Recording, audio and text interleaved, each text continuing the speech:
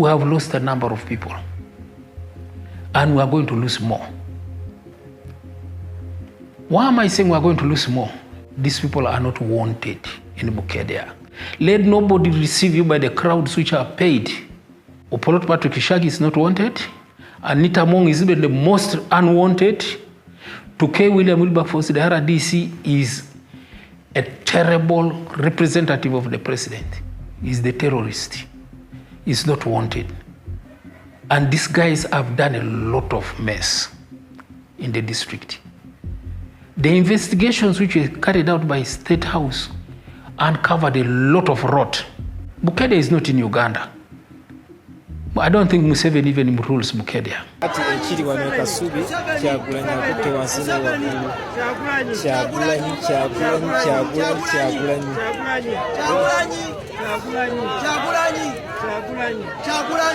I feel hopeful but anxious at the same time.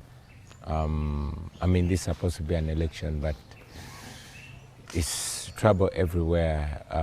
As we speak right now, the internet is off in the whole of Uganda. As we speak right now, our polling agents are being picked by security. The whole of Western Uganda and Northern Uganda, they're being picked. Even my deputy president in charge of Western Uganda has been picked up, and I'm told she's been detained in a military barracks.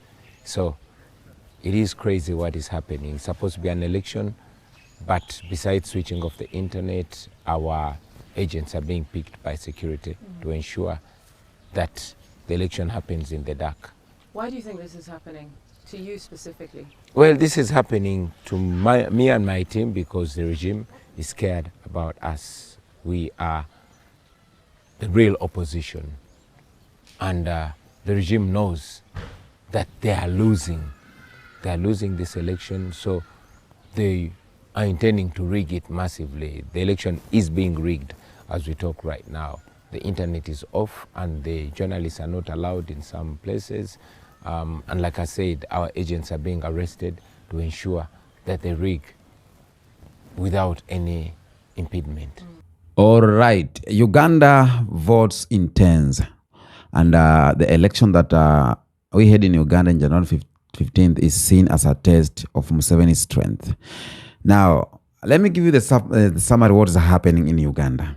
Election day happened yesterday on January 15th, and today we are in counting. And in a presidential and parliamentary election marked by tension, security forces presence, and procedural problems at polling stations. Now, the problem is we are voting in a free and fair election, and we are having security forces everywhere. Okay? And another thing what is happening in Uganda is President Yoweri Kaguta Museveni, now 81 years, has been in power since 1986 and is seeking to extend his rule into 50 decades, and which all the sources showing us like he is taking early lead. Now, again, what is happening in Uganda is opposition surge.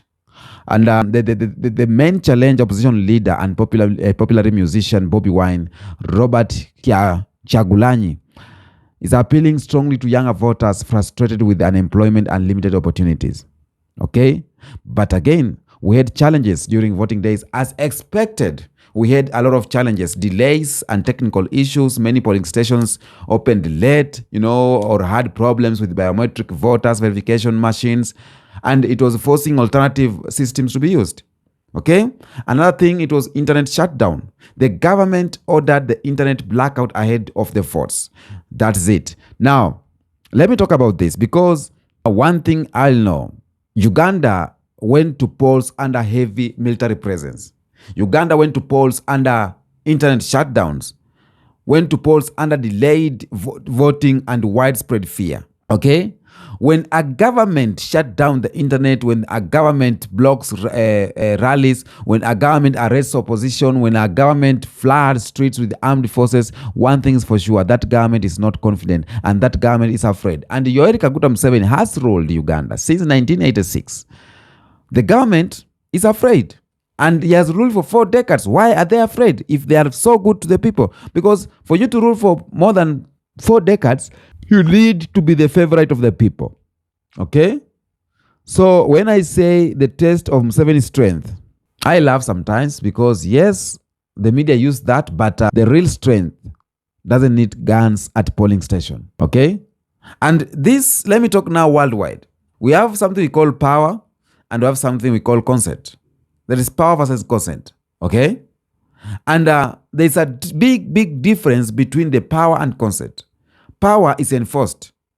Consent is earned. Museveni may still control the army. Museveni may still control the courts. Museveni may still control the electoral commission and the media. But he no longer controls the hearts of the youths. And that's why this election mattered a lot. Let me talk about Bobi Wine. Western media loves to frame him as musician stand politician. But that framing is lazy and very much dishonest. You know, Bobi Wine is a symbol, not a source. He is a symbol because he represents unemployed graduates, he represents urban youth, he represents artists, he represents poor communities, border riders, you know, people locked out of opportunities. So Uganda is one of the youngest countries in the world. Over 75 years, or over 75% of Ugandans are below 30%. Okay? So how can an 81 years old man represent a country where most young people weren't alive when he took power? How? You know, that contradiction alone explains the attention. Let me show you something, or let me tell you something. The government shut down the internet before and during voting. The actions alone tells you everything about Uganda. Okay? Because government only shut down communication when the fear is high. You know, when they fear coordination, when they fear documentation, when they fear the truth spreading faster than propaganda. In your victory, if your victory is very genuine, why do you silence the people? That's the question I ask every day. Internet shutdowns are not neutral security measures. They are tools of authoritarianism. African elections have a dangerous pattern. We have soldiers instead of observers. We have tear gas instead of debates. We have ballots or batons, not ballots. We have batons instead of ballots, okay?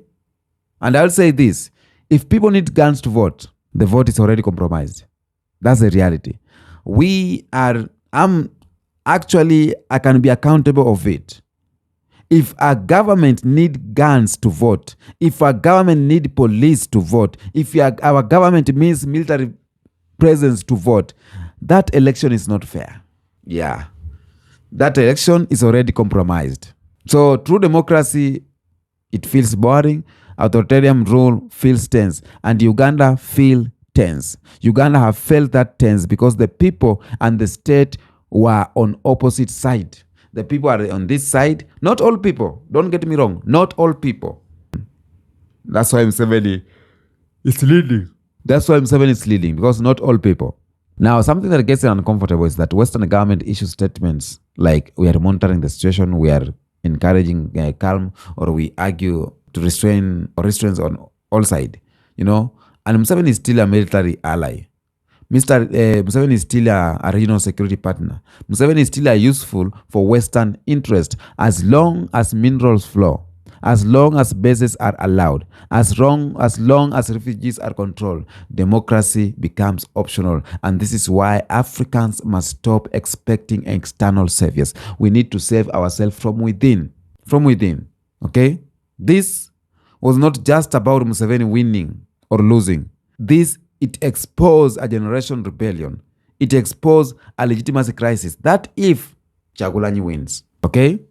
Museveni may win on paper, but history is not written by electoral commission. It is written by the people. Another reason this election mattered is the succession. Okay, Museveni is aging. The question is no longer if change comes, but how peaceful the transition will, or how forced collapse. And history knows it. When leaders block peaceful change, they invite violent ones. Africa has seen this move before. We have been in this movie before, and we know the patterns. Okay? And this is a lesson to Africa. Uganda is not unique. The same script exists in Cameroon. The same script exists in Tanzania, in Eritrea, in parts of West Africa. You know, leaders who remove term limits, leaders who personalize the state, leaders who treat nations like family property. Okay? And the pattern shows us it always ends the same way. Not in glory, but in resistance. My message to Ugandans youth, let me say this directly to Ugandans watching. Your power is not in one election. Your power is in organization, memory, and persistency. System falls slowly until they fall all at once.